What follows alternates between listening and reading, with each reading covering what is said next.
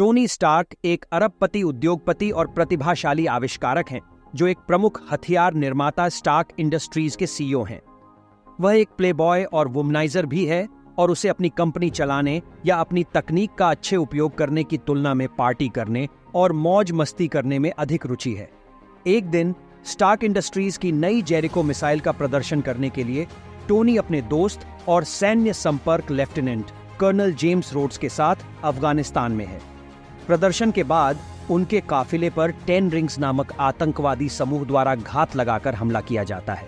Tony एक missile से गंभीर रूप से घायल हो जाता है और उसे पकड़ लिया जाता है और एक गुफा में ले जाया जाता है जहां उसे कैद कर दिया जाता है।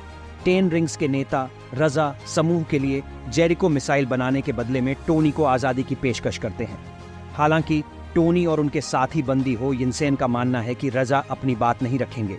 वे गुप्त रूप से टोनी के इलेक्ट्रोमैग्नेट को बिजली देने के लिए आर्क रिएक्टर नामक एक छोटा शक्तिशाली विद्युत जनरेटर और उनके भागने में सहायता के लिए संचालित कवच का एक प्रोटोटाइप सूट बनाते हैं। कई हफ्तों के काम के बाद सूट पूरा हो गया है। टोनी इसका उपयोग गुफा से भागने के लिए करता है और वह 10 रिंग्स के हथियारों के भंडार को नष्ट कर देता है। फिर वह संयुक्त राज्य अमेरिका लौट जाता है जहां वह सूट को परिष्कृत करता है और अपराध और आतंकवाद से लड़ने के लिए इसका उपयोग करना शुरू कर देता है। आयरन मैन के रूप में टोनी की हरकतें मीडिया और सरकार का ध्यान तुरंत आकर्षित करती हैं।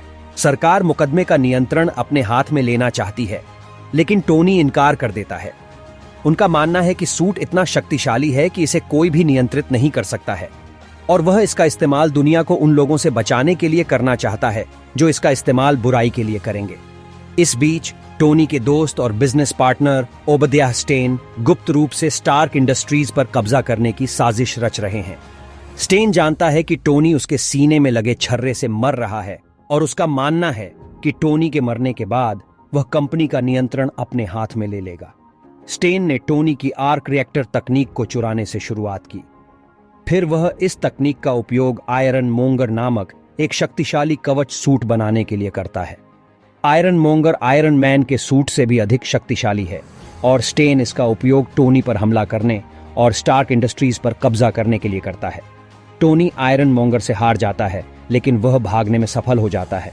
फिर वह कवच का एक नया और बेहतर सूट बनाता है और वह स्टार्क इंडस्ट्रीज में स्टेन का सामना करता है। 2 आदमी लड़ते हैं और अंततः टोनी विजयी होता है। वह आयरन मोंगर को हरा देता है।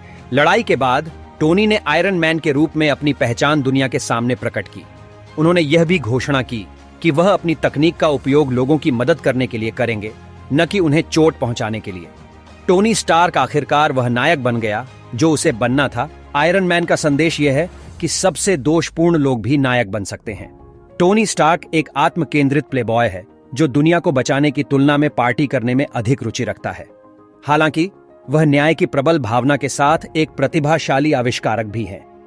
जब वह अपनी मृत्यु का सामना करने के लिए मजबूर होता है तो उसे एहसास होता है कि उसके पास दुनिया में बदलाव लाने की शक्ति है।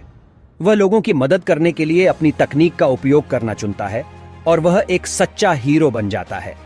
आयरन मैन में मुख्य संघर्ष टोनी स्टार्क और ओबदियाह स्टेन के बीच है।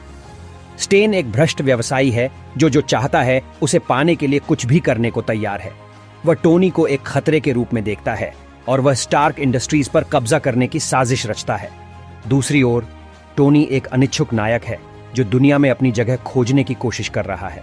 उसे स्टेन को हराने और दुनिया को उन लोगों से बचाने के लिए अपनी तकनीक का उपयोग करना चाहिए जो इसका उपयोग बुराई के लिए करेंगे।